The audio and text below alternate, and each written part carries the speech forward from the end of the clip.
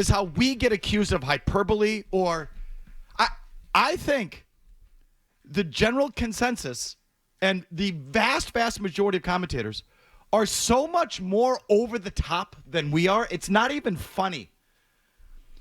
Perfect? How often have we got, I think it was Kern, Barthy. Perfect. I'm hearing perfect. 11 for 11. Jesus. And worthy A. Okay. I get. So are you out there interested in solid, grounded commentary? No. Or you just want to hear good things about your team? Yes. Yeah. That's Okay. Well, let's just call it for what it is then. So you're not upset about someone being over the top or not being grounded or not giving you balanced analysis. You just want to hear good things about your team. Yes. Because no one calls out that. But yeah, interject a few questions and you're some sort of negative, contrarian, arm-waving a-hole. Yes. Okay, people. I mean, seriously. I think the New England Patriots have knocked it out of the park. No, perfect. No, perfect. So why knocked it out of the park? I thought they did a tremendous job. Tremendous job. I think they were perfect. Perfect. But we're the okay. We're the commentary you can't rely on. Okay, virtually perfect at the top. And I love Tommy Kern. I'll talk to him about this tomorrow on the golf course. But Jesus, contributing to this mess is Greg Bedard of the Boston Sports Journal. I thought I could trust him. I thought I could trust him. Big presence, big boy. But now he's just one of the sheep. I thought they did a tremendous job. Tremendous. Now he joins us in our Town Fair Tire Studios. Hi, Greg. Hi, guys. How's it going? Oh, wonderful. So you agree with that consensus commentary? As far as the draft itself, yeah, I do think that they did a good job. Okay, maybe tremendous. I thought they did a tremendous job. Thanks, Jimmy. But the way that I look at this is more the totality of the offseason and, you know, what we were clamoring for, how much we said they sucked at the end of last year, about how much work they had to do. And I think they went in with a great plan. They had to execute the plan. The plan was similar to what the Commanders did last year in terms of bringing in a bunch of guys that they knew, who are experienced, that they know are going to carry forth with their program, and then you augment that with a draft. And I heard you say it during the year because you would compare what the Patriots are doing, and the Commanders have 5 draft picks that are starting and all this stuff. And on paper today, before they even step foot on the field, it looks like they've done that. And to me, that is a tremendously successful offseason for the Patriots, and I'm just going to call it the way I see it. I mean, I think that this team is vastly improved over last year on paper from where they were. They're changing out like 2/3 of the roster. Again, this is going to have to come together. What people have to remember when it comes to playoff talk, and even I've done that, is you got to remember you're bringing in a ton of new people into this. You are bringing in all new coaches into this. You are bringing a new defensive system, a new offensive system to a lot of people that are currently here. And all that stuff is going to take time. They can't snap their finger and all of a sudden everybody knows everything. It's going to take time. But in terms of upgrading the talent, bringing in high character football people, people that they, could be heavy contributors out of the draft, I think they checked all those boxes. And to me, that is a hugely successful offseason for this program. Okay, we're going to let Greg express himself. You express yourself, 617-779-0985. It's a Big Boy Tuesday draft edition. And we'll express ourselves, Yeah, too. I'm going to mostly facilitate. I got a little bit off my chest there, but I'm let you people have your say. They're going to fight and die their way into the playoffs. This is a playoff team. I mean, it's perfect. I'm going to die to protect you. Virtually perfect at the top. Greg Bedard is brought to you by Best Ford in Nashua. Looking for great deals on a new Ford? Go to the Best Ford in Nashua on the web at thebestford.com. I am going to ask you, Greg, why is this year different than last year? And I say that because I've gone back and I have it right here. So, if you want me to do it, I'll do it. But I went around and read all the draft grades last year and all the immediate draft. I haven't gotten to yours. I don't do draft grades, so. Okay, so you're lucky because I just was Googling draft grades, and so I guess you escaped it for now. But the immediate aftermath of last year was very highly thought of too, across the board. Yahoo Sports gave it an A-, NFL.com. Last year's crap-assed, useless draft.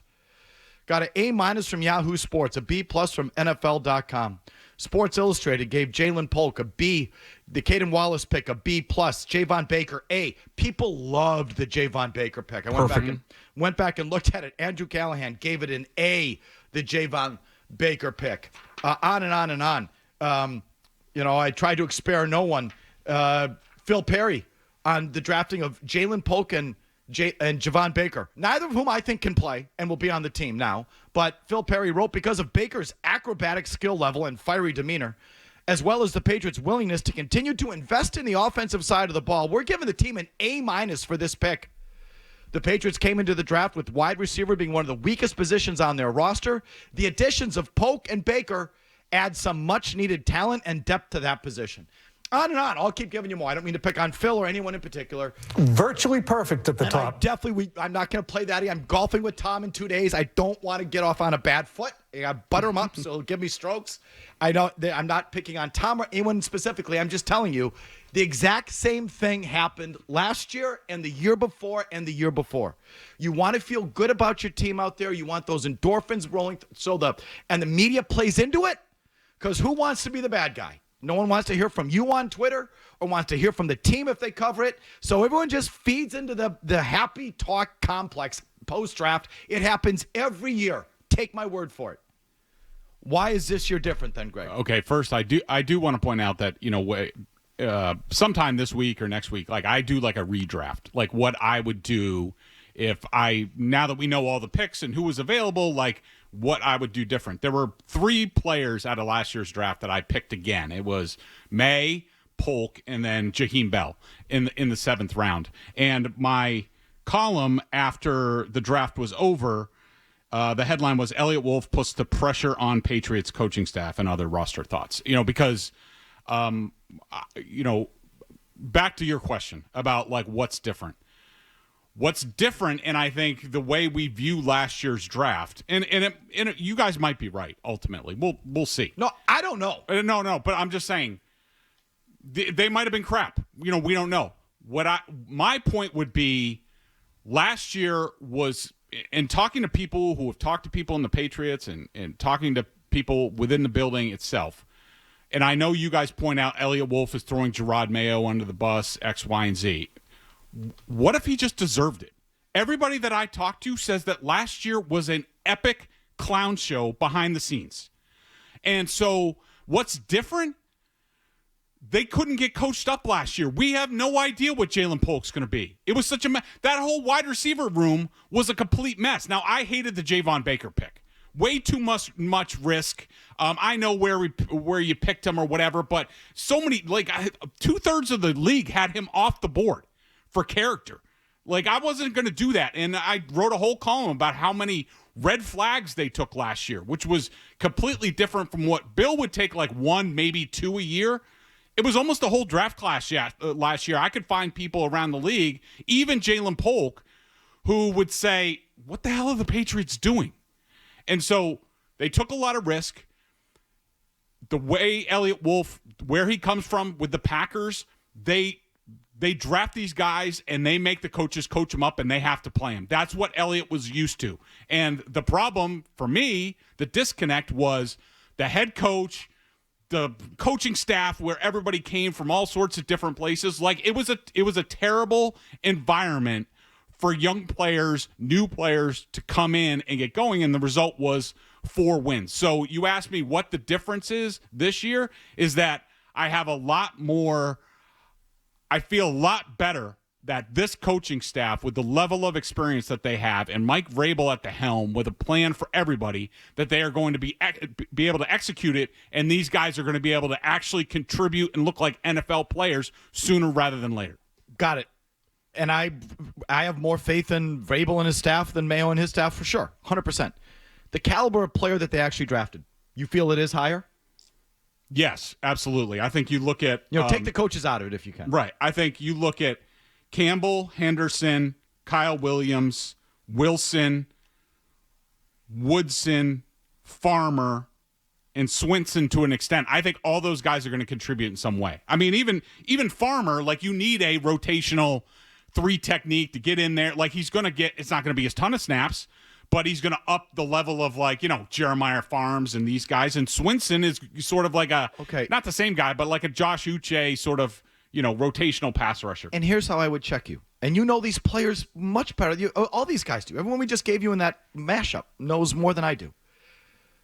When's the last time a team went into a draft and got legit contributions from their first, you just mentioned 8 guys? Campbell, Henderson, Williams, Jared Wilson, Craig Woodson, Joshua Farmer, Brady Swinson? Yep. 7 guys? Yep, plus the kickers, plus 8. the kicker and the long snapper. I mean, you Greg, railed against it all year. The Commanders did it. Okay, 9? And they went to the NFC Championship game. They got 9? Did they? No. They got 5 like offensive and defensive starters. We didn't even look at special teams. I guess you're right. I guess the Commanders did do that. They did do that, I suppose. Okay.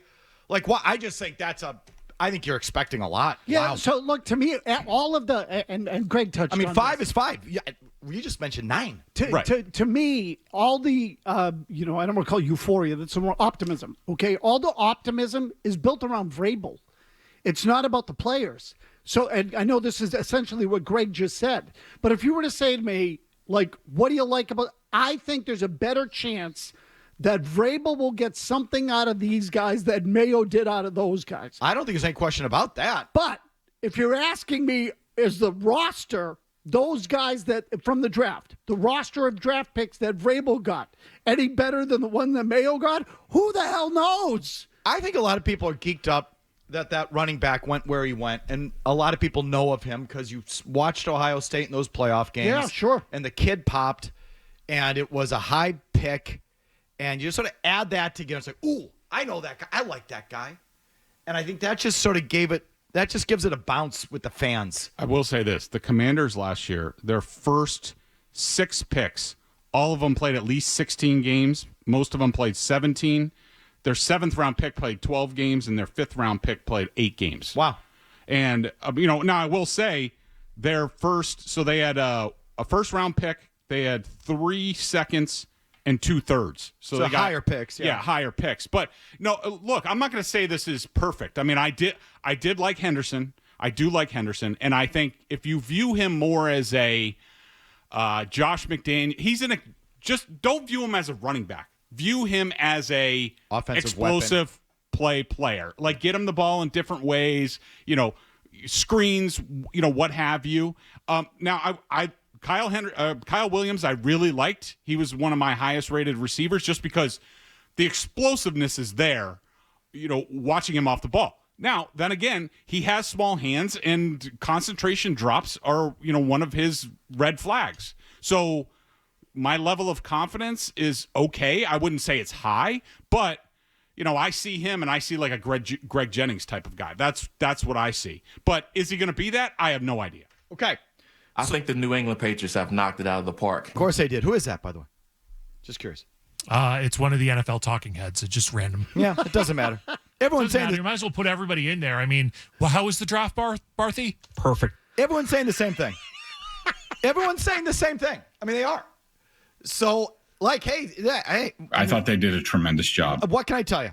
I mean, and I'll just say, like a sampling, 5 or 6 NFL executives that I've texted over the last day, they all universally say the Patriots crushed the draft. And those guys know a hell of a lot more than I do. Sure do. So, I mean, the rest of the league is high on what the Patriots have done this entire offseason, especially the draft. Okay, well, let's just enjoy it then. Let's bathe in it. Let's just have a big, giant circle session on how good you can do that. Yeah, once in a sure, while, let's do it. Mike, I'm here. I'm here. I mean, it's okay to be like, you know what? They did a really nice job. I don't know that. Tremendous. I don't know that they did. What's your feeling? I don't love F. it. It's not an F, but I don't love it. I don't think Will Campbell is going to be a tackle. And I would never draft a running back that high. And I don't like the fit of a running back on a team this bad. The line still is going to be bad. It might be better, but it's still not going to be great. And what are you going to get out of a running back behind a bad offensive line? And another receiver in the 3rd round, 4th round? 100%. Let's go. They're going to fight and die their way into the playoffs. This is a playoff team. Oh, I still think they might contend for the playoffs. Like that, I'm not changing my mind. You on were that. saying that for sure before. You're You like, bet. there's no excuse for them not to contend for the playoffs. Absolutely should contend for the playoffs. After this, I'm not basing it on the draft. I said it before the draft. It's based on their schedule, right? The improvement in the coaching and their existing players. I don't know. I don't know why I should have any more faith. I mean, you folks seem to think Kyle Williams is much greater than Javon Baker. I'm reading the Javon Baker stuff that happened in the immediate aftermath of last year's draft. I'm hearing a lot of the same things. He's not as explosive as Williams, but I'm hearing a lot of it. People loved the Javon Baker pick, loved it. And the kid, I don't know if he's going to be in the NFL by the end of the year. I don't know if he's going to be on this team much longer. Right, he might not be in the NFL by August. If you like that clip, check out more videos from Felger and Mazz here. For more Patriots analysis and opinion, hit this playlist. And for all the latest from the Sports Hub, download the app at 985thesportshub.com.